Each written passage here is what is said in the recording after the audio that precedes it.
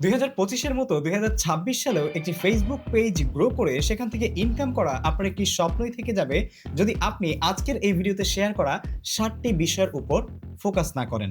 শুধু তাই নয়, এর মধ্যে 2nd এবং 4th এ এবং ৭ নম্বর পয়েন্টে এমন কিছু পয়েন্ট রয়েছে যেগুলো আপনার ফেসবুক পেজকে আপনি সাকসেসফুলি গ্রো করতে না পারার কোর রিজন বলে আমার কাছে মনে হয়। এবং যদি আপনার কাছে মনে হয় যে একটি ফেসবুক পেজ গ্রো করা বা সেখান থেকে উপার্জন করা শুধুমাত্র লাকের বিষয়, তাহলে আমাকে বলতে দিন। আমিও আজ থেকে প্রায় কয়েক বছর আগে যখন জাস্ট ফেসবুকে কাজ করা শুরু করেছিলাম, প্রথমত আমি ইউটিউবে কাজ করতাম, তখন আমার কাছেও এটা মনে হতো। বাট এখন আমি প্রায় ৫-৬টা ফেসবুক পেজ পরিচালনা করছি এবং সেখান থেকে আমি বিভিন্ন উপায়ে টাকা উপার্জন করছি। সুপ্রিয় দর্শক, বিশ্বাস করুন এটা সবার পক্ষেই সম্ভব, শুধু প্রয়োজন একটি সঠিক গাইডলাইনের। এবং আজকের এই ভিডিওতে আপনাদের সাথে আমি আমার দীর্ঘ অভিজ্ঞতার আলোকে গাইড করার চেষ্টা করব যে একটি ফেসবুক পেজ ২০২৬ সালে শুরু করতে গেলে যে ৭টি বিষয়ের উপর আপনার ফোকাস করা উচিত, সেই ৭টি বিষয়। প্রত্যেকটা বিষয় A to Z আপনারা মনোযোগ সহকারে শুনবেন। দেখুন, এটা ২০২৬ সাল। এখন যেকোনো একটা ফেসবুক পেজ বা ফেসবুক প্রোফাইল থেকে আপনি সেটাকে মনিটাইজেশন করে বা বিভিন্ন উপায়ে সেখান থেকে উপার্জন করতে চাইলে প্রথমেই আপনার বেসিক ক্লিয়ার হওয়া চাই। এক্সাক্টলি। আর এখান থেকে চলে আসে আমাদের প্রথম পয়েন্ট, পিক আ অথেন্টিক ট্র্যাক। অনেকেই ফেসবুকে কনটেন্ট আপলোড করে সেখান থেকে উপার্জন করতে চান। বাট সেখানে আপনি যেমন তেমন বা যা তা কনটেন্ট আপলোড করে দিলেই এই সময়ে এসে আপনি কিন্তু আপনার কনটেন্ট মনিটাইজেশন দিয়ে সেখান থেকে তেমন কিছু একটা করতে পারবেন না। তাই প্রথমে আপনাকে একটা অথেন্টিক ট্র্যাক ধরতে হবে যে আপনি কোন বিষয়ের উপরে কাজ করবেন, কোন ধরনের কনটেন্ট নিয়ে কাজ করবেন এবং ডেফিনিটলি যেন সেটার 95% কনটেন্টের যেই এলিমেন্টস আছে সেটা আপনার নিজের হয়, অথেন্টিক হয়। আপনি অন্য কারোটা কপি করছেন, অন্য কোনো ভিডিও দেখাচ্ছেন, একপাশে বসে আপনি সেটাকে এক্সপ্লেইন করছেন, এরকম কোনো কিছু না। হ্যাঁ, আপনি হয়তোবা এমন কিছু তৈরি করতে পারেন এডুকেশনাল পারপাসে, বাট অথেন্টিক ট্র্যাকে আপনাকে থাকতে হবে। না হলে কিন্তু এখন আপনার কনটেন্ট মানুষ আর দেখবে না। কারণ এখন সেই সময় নেই। হ্যাঁ, হয়তোবা অনেকে দেখবে, বাট সেটা আসলে অথেন্টিক ওয়ে না। ২ নম্বরে হচ্ছে কোয়ালিটি এবং কোয়ান্টিটি বোথ আপনাকে ব্যালেন্স করতে হবে। অনেকেই মনে করতে পারেন যে এখন তো আসলে অনেকে ভালো, ভালো ভিডিও বানায়। বাট ভালো, ভালো ভিডিও শুধু বানালেই হবে না। কোয়ালিটির পাশাপাশি আপনাকে কোয়ান্টিটিও কিন্তু ব্যালেন্স করতে হবে। কারণ Facebook এমন একটা প্ল্যাটফর্ম যেখানে আপনি শুধুমাত্র কোয়ালিটিফুল কনটেন্ট ১ মাস পরে, পরে একটা আপলোড করলে এখান থেকে সফলতা পাওয়া বিশেষ করে আমাদের মতো এই এরিয়াতে আসলে কখনো সম্ভব না। তাই সেজন্য আপনাকে কোয়ালিটির পাশাপাশি কোয়ান্টিটিতেও ফোকাস করতে হবে। আপনি জাস্ট এরকম ভাববেন না যে সপ্তাহে ইউটিউবের মতো একটা ভিডিও আপলোড করে দিলেই আপনার ফেসবুক পেজকে আপনি সফল করতে পারবেন বা ফেসবুক থেকে উপার্জন করাটা আপনার জন্য সহজ হবে। বরঞ্চ এখানে আপনি চেষ্টা করবেন দিনে ১ টা, ২ টা বা ৩ টা অন্তত পক্ষে পোস্ট করার। মানে আপনার কোয়ালিটি এবং কোয়ান্টিটি ২ টাই আপনাকে ব্যালেন্স করতে হবে। আপনি যখন কোনো ট্র্যাক নির্ধারণ করবেন, সেই ট্র্যাক নির্ধারণ করার পরেই কিন্তু আপনাকে একটা জিনিস করতে হবে। সেটা হচ্ছে আপনার ক্যাটেগরির কনটেন্ট নিয়ে অলরেডি যারা কাজ করছে তাদের ফেসবুক পেজ দেখা এবং পাশাপাশি তাদের ইউটিউব চ্যানেলও দেখা।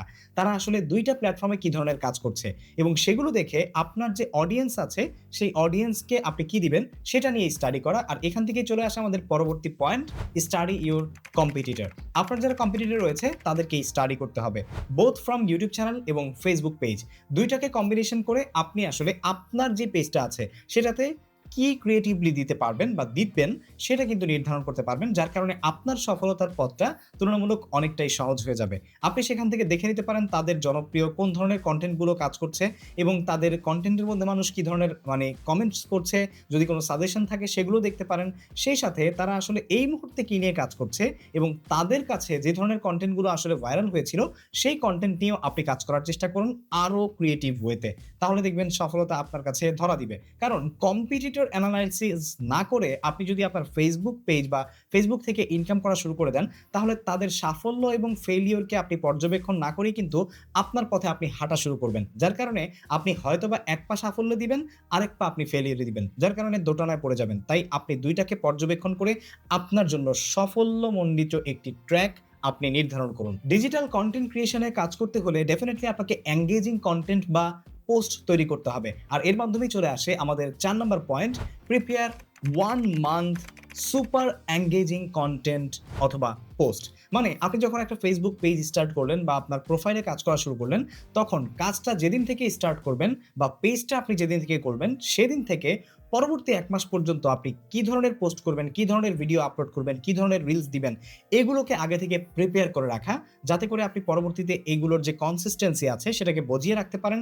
এতে করে আপনার যে এনগেজমেন্টটা আছে, এই এনগেজমেন্টের যে কনসিস্টেন্ট ফ্লোটা এটা বজিয়ে থাকবে এবং পরবর্তীতে আপনি এই ১ মাস পরে যখন অন্য কনটেন্ট নিয়ে আসবেন, সেটাতেও আপনি কিন্তু একটা ব্যালেন্স করে ফেলতে পারবেন এবং আপনার অডিয়েন্সের যে কানেক্টিভিটি সেটাও কিন্তু ডাউনফল করবে না। এটা কিন্তু খুবই ইম্পোর্টেন্ট একটা বিষয়।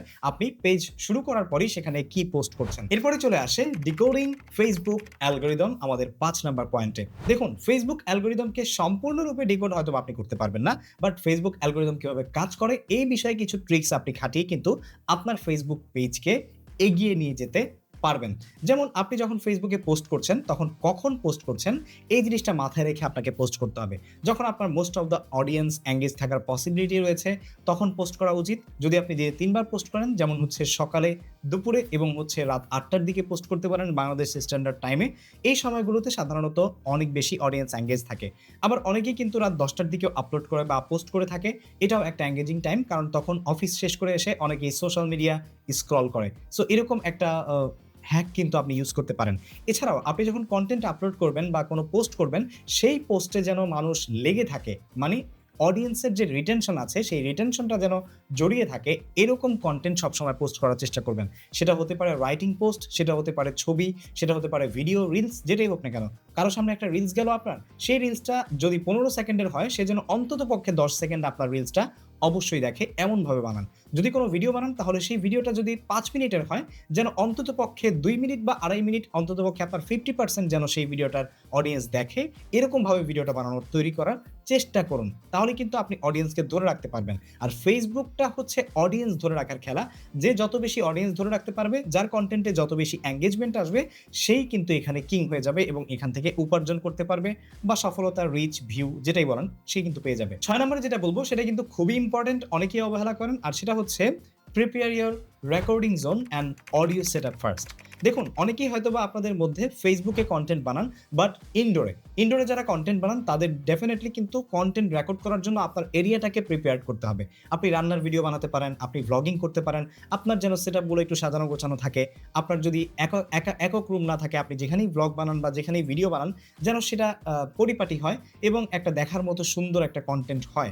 মোবাইল ফোনের ভিডিও আপনি কিন্তু খুব ভালোভাবে করতে পারবেন, বাট অডিও রেকর্ড করার ক্ষেত্রে আপনাকে অবশ্যই সচেতনতা অবলম্বন করতে হবে। কারণ আপনি জাস্ট আপনার একটা ভালো ভিডিও আপনার মোবাইল ফোন দিয়ে করে ফেললেন, কিন্তু অডিও খুবই খারাপ। মোবাইলের বাই ডিফল্ট ক্যামেরা দিয়ে আপনি অডিও রেকর্ড করছেন, সেটা হয়তোবা ভালো নাও হতে পারে। তাই এই সময় এসে আমি আপনাদেরকে বলব যে একটি মাইক্রোফোন হলেও ১,০০০ বা ১৫০০ বা ২,০০০ টাকার মধ্যে ইনভেস্টমেন্ট করে আপনি আপনার কনটেন্ট ক্রিয়েশন জার্নি যদি শুরু করেন, তাহলে শুধুমাত্র এই ২,০০০ টাকা ইনভেস্টমেন্ট করার কারণে আপনার কনটেন্টের কোয়ালিটি, এনগেজমেন্ট, রিটেনশন সবকিছু কিন্তু আকাশচুম্বী হবে। যার কারণে আপনার ফেসবুকের মাধ্যমে ইনকাম করার পথটা আরো বেশি সহজ হয়ে যাবে। ৭ নাম্বার পয়েন্টটা খুবই ইম্পর্টেন্ট এবং এতক্ষণ যেগুলো বলেছি তার মধ্যে সবচাইতে বেশি, be a blind creator. Exactly. দেখুন যখন আমরা ফেসবুকে কনটেন্ট আপলোড করা শুরু করি, পোস্ট করা শুরু করি বা ফেসবুকে কাজ করব বলে সিদ্ধান্ত নেই, তখন ১ মাস ২ মাস কাজ করেই কিন্তু আমরা অনেক সময় হতাশার দিকে চলে যাই এবং বলি যে এত চেষ্টা করছি তারপরেও কনটেন্ট মনিটাইজেশন পাচ্ছি না। অনেক ভিউজ দরকার হয়, না হলে এখান থেকে বেশি ইনকাম হয় না, অথবা মনিটাইজেশনই পেলাম না, স্পন্সরশিপ পাবো তো দূরে থাক, এই ধরনের অনেক কিছু বলি। দেখুন ফেসবুকে আপনি যদি লং টাইম টিকে থাকতে চান তাহলে আপনাকে এখানে কন্টিনিউয়াসলি কাজ করে যেতে হবে এবং শুরুর দিকে আমি আপনাদেরকে বলবো একদম টানা ১ বছর একদম ব্লাইন্ড ক্রিয়েটর, মানে আপনি চোখে দেখেন না, অন্ধ, ঠিক আছে? কানেও শোনেন না, ভিডিও বানান, ঠিক আছে? সেখান থেকে আপনাকে কেউ বলবে যে আপনার ভিডিওতে এত ভিউজ আসছে, আপনি সেটা দেখবেন বা অডিয়েন্সের রিচ কেমন, ডলার কেমন, এগুলো দেখবেন। এই জিনিসটা যেন আপনার পক্ষে সম্ভব না হয়, এরকম মনে করে নিজেকে কনটেন্ট বানানো শুরু করুন। শুধু বানিয়েই যান, ঠিক আছে? দেখবেন না কিছু যে আপনার রিচ কেমন হচ্ছে, ভিউজ কেমন হচ্ছে। হ্যাঁ, অ্যানালাইটিক্স বোঝার জন্য আপনি দেখতে পারেন, বাট সেটাকে আপনি ফোকাসে ধরবেন না যে আমার ভিউজ কেন কম হচ্ছে। এটা ধরে যদি আপনি কাজ করতে পারেন, কনটেন্ট শুধু মেকিং করতে পারেন, তাহলে ডেফিনিটলি একসময় গিয়ে দেখবেন যে এত ভিউজ আপনার আসবে, তখন আপনি কল্পনাও করতে পারবেন না যে এগুলো কোত্থেকে আসতেছে। এবং সবসময় আপনার এক্সপেকটেশনটা আপনি যে পরিশ্রম করেছেন সেই পরিশ্রমের চাইতে কম রাখবেন। আপনি সবসময় এটা ভাববেন যে আমি ফেসবুকে যদি আগামী ১০ বছর ভিডিও বানাই, তাহলে তারপরে আমি এখান থেকে ইনকাম করব। তাহলে আপনার কি হবে? ১০ বছরের আগে আপনার যে অনুপ্রেরণা, আপনার যে আসলে ইন্সপায়ারেশন, সেটা কিন্তু নষ্ট হবে না। ১০ বছর আপনি টানা কাজ করে যাবেন। তারপর হয়তোবা আপনার মধ্যে একটা আসবে যে ১০ বছর যাবৎ কাজ করলাম, তারপরও হচ্ছে আমি ইনকাম পেলাম না। For example. বাট আপনি যদি আপনার এক্সপেকটেশন রাখেন যে আমি এখান থেকে ৩ মাস কাজ করব, ৩ মাসের মধ্যে যদি মনিটাইজেশন না পাই, তাহলে আমি আর এখানে কাজ করব না, আমি অন্য কোনো কিছু করার চেষ্টা করব। তাহলে ভাই এই প্ল্যাটফর্ম আপনার জন্য না। শুধু Facebook না, YouTube বলেন, সোশ্যাল মিডিয়া কনটেন্ট ক্রিয়েশন বলেন, ডিজিটাল কনটেন্ট ক্রিয়েশন বলেন, সব জায়গাতেই আপনার এক্সপেকটেশন অবশ্যই কিন্তু আপনার পরিশ্রমের চাইতে এক ধাপ নিচে থাকতে হবে সবসময়। কারণ আপনি যদি এক্সপেকটেশন আপনার পরিশ্রমের চাইতে অনেক বেশি করেন, তাহলে সেক্ষেত্রে কিন্তু আপনি এই প্ল্যাটফর্ম থেকে খুব সহজেই ঝরে যাবেন। তাই একজন ব্লাইন্ড ক্রিয়েটর হওয়ার চেষ্টা করুন। সো এই যে ৭ টা পয়েন্ট আপনাদের সাথে শেয়ার করেছি, এর মধ্যে কোন পয়েন্টটা আপনার কাছে সবচাইতে বেশি ইম্পোর্টেন্ট মনে হয়েছে আমাকে কমেন্ট সেকশনে জানান। এবং ২০২৫ সালে আমি খুবই ইম্পোর্টেন্ট একটা ভিডিও বানিয়েছিলাম যে একটি সফল ইউটিউব চ্যানেল তৈরি করার জন্য যে কাজগুলো করা দরকার, সেইগুলো কিন্তু এখনো ইফেক্টিভ। এখানে আমি সেই ভিডিওটা দিয়ে দিচ্ছি, আপনারা চাইলে দেখে নিতে পারেন। ফেসবুক পেজটি অবশ্যই ফলো করবেন আমাদের, আর ইউটিউব চ্যানেল সাবস্ক্রাইব করতে ভুলবেন না যদি আপনি ফেসবুক পেজ রিলেটেড এবং এই ধরনের আরো কনটেন্ট পেতে চান। দেখা হচ্ছে পরবর্তী ভিডিওতে। আসসালামু আলাইকুম।